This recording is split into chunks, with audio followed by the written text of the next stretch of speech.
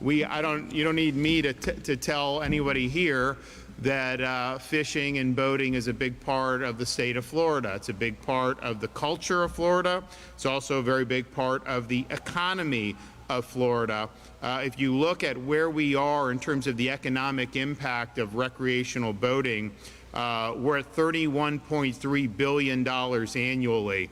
That's a 56% increase since 2018, which is a really, really big deal. And I will note, during COVID, when everyone was looking at Florida to be a refuge, you have these people that would come from different parts of the country, particularly from the northern parts, and they'd be in Florida, and it's kind of like, yeah, I mean, this is what people do. So they'd go buy boats, but they didn't know what the hell they were doing with the boats. And it's just like, you drop me as a Florida man in like the mountains of Colorado, I ain't gonna ski very well. It's just not anything I know. I don't know I don't know how to do that. And so it's kind of the thing. So, we had a real boom in purchasing boats and everything like that. We had a little bit of growing pains in terms of getting them acclimated to how you handle these vessels, particularly in South Florida. I mean, it was really, really nuts, some of the stuff that's going on. But we consistently rank #1 in America in marine expenditures and boat registrations. In fact, total number of boat registrations in 2023 surpassed 922,000 throughout the state of Florida. We also have 4 million licensed anglers, and we are known to be the #1 fishing spot in the entire United States. Now, we've done a lot to promote this, within the confines of what would appropriate policy would be. One of the things we did was the Freedom Sales Tax holiday to make sure fishing, boating, supplies, water activities, other things you would need are tax-free. I know a lot of people were able to save a lot of money by doing that. We've done that for a number of years now. We've also been able to do massive discounts on sportsman hunting and fishing licenses. We're able to issue more than 75,000 gold sportsman's licenses to folks at a really, really steep discount. We also extended the program to provide even more discounts on several fishing and hunting licenses, including our lifetime licenses. Floridians who wanted to get out and try their hand at fishing or any of our salt or fresh waters were able to purchase a combined annual fresh and saltwater combo license, for just $5. And so that's really, really low. We also enacted this year, at my request, a Second Amendment sales tax holiday. So that's hunting, fishing, camping, ammunition, firearms, you name it. But this holiday's in effect through the end of the year. It exempts eligible fishing supplies from sales tax, including fishing bait and tackle, tackle bags and boxes, reels and rods up to $75. And so you have till the end of the year to realize those savings. We are excited about what this means for the economy.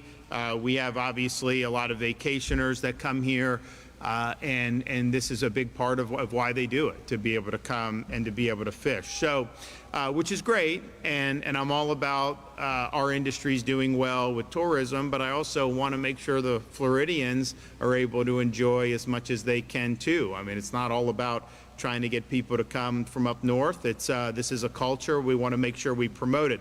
So one of the things I did when I became governor was look at this problem of the snapper seasons, the red snapper seasons. And when I got in, it was feds controlled Atlantic, and the state had been delegated the ability to manage the Gulf red snapper season. And it was the type of thing, and I remember talking to people over here in Northeast Florida many years ago.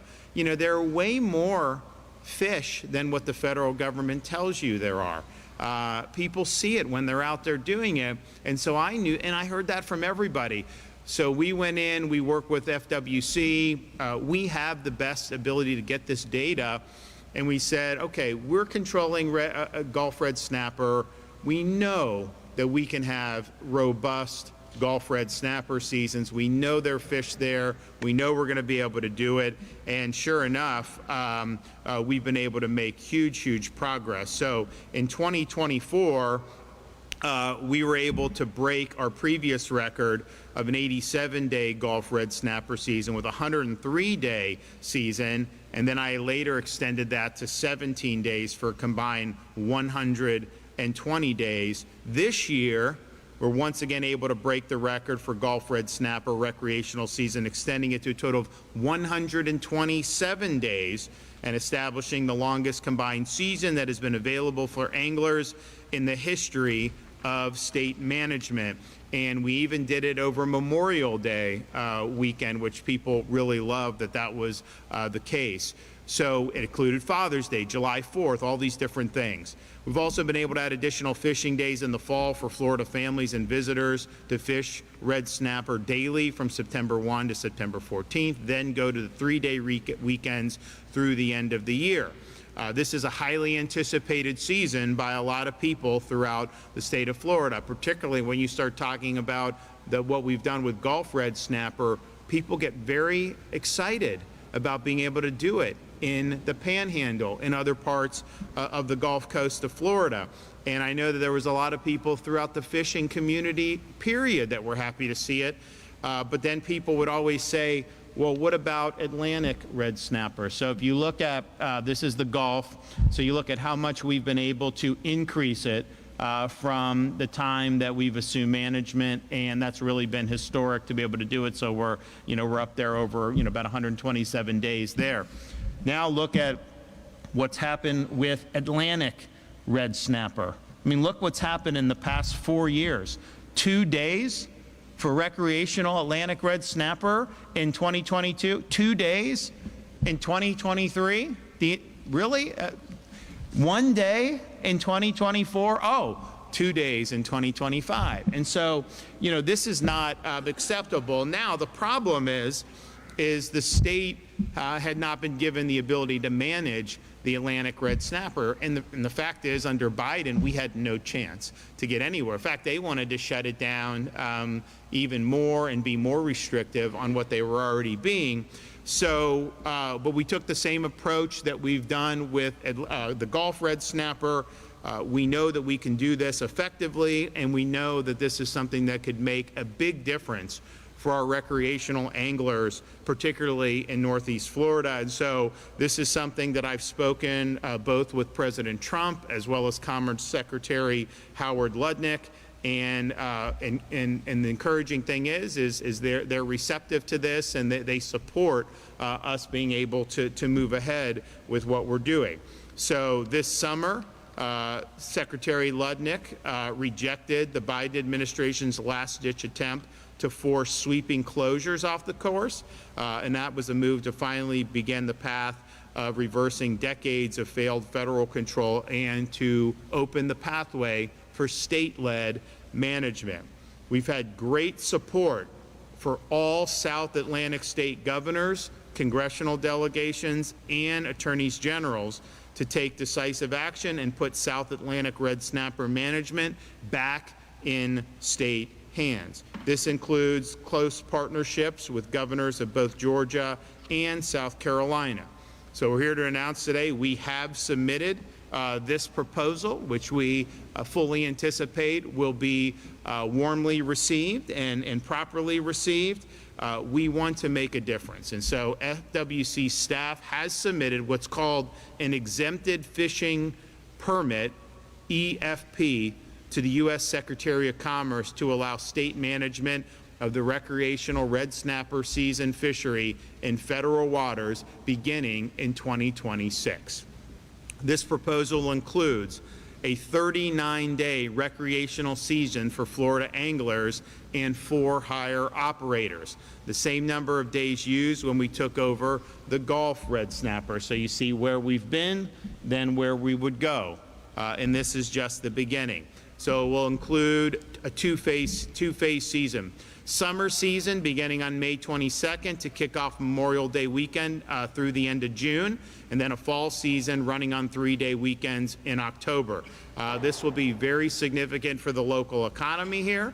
It will also be very good for folks to be able to have more recreational activities to be able to engage in. And I know a lot of people have wanted this for a long time. So I'm thankful that we have support now with the Trump administration in Washington, D.C. It's made a huge difference. I mean, you look at what we're doing on Everglades restoration. I told the president, I told all the folks, Army Corps of Engineers, Secretary of the Army, we can do these projects quicker than the federal government. So we're operating under an agreement with them. They've delegated certain projects that they were supposed to do to us. They fund it and we do it. So we're now going to be able to complete the Everglades restoration 5 years ahead of where it was under Biden. That's a huge deal. We know how to do this stuff. We want to be able to take the reins and do it. So that's been a great collaboration, and this is going to be really, really significant. And so to have the support of both the President and Secretary Ludnick is really meaningful. I know there's a lot of people throughout Northeast Florida that really have been waiting for this for a long time. And so finally, we've got a receptive audience in Washington, D.C., where we can get it done for folks. So we take pride in this announcement because we know how important it is to our state's culture and our state's economy. I want to thank FWC for all they've done to lay the groundwork for this day. This was something, you know, as soon as shortly after January 20th. I mean, I think I met with Secretary Ludnick the day he was confirmed to be Commerce Secretary. And this wasn't the only thing on the agenda. You know, we're talking about the census too, because we got shortchanged in the census from this decade. And they say, oh, well, Trump was president in 2020. Yeah, but then Biden came in, he issued a bunch of executive orders, and then how they applied that data only gave Florida 1 seat, where we are anticipating 2 seats in Congress. Texas should have had 3, they had 2.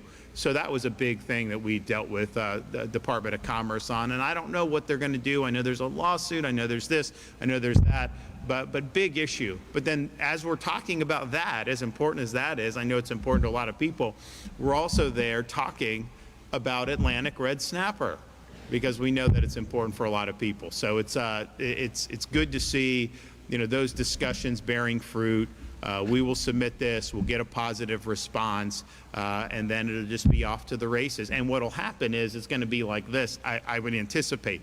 You know, the population of Gulf red snapper is like incredibly healthy, and these are federal bureaucrats were telling us that they're not going to be enough fish, right? And now you see what's happened, and this has been a real boon for folks on the Gulf Coast of Florida.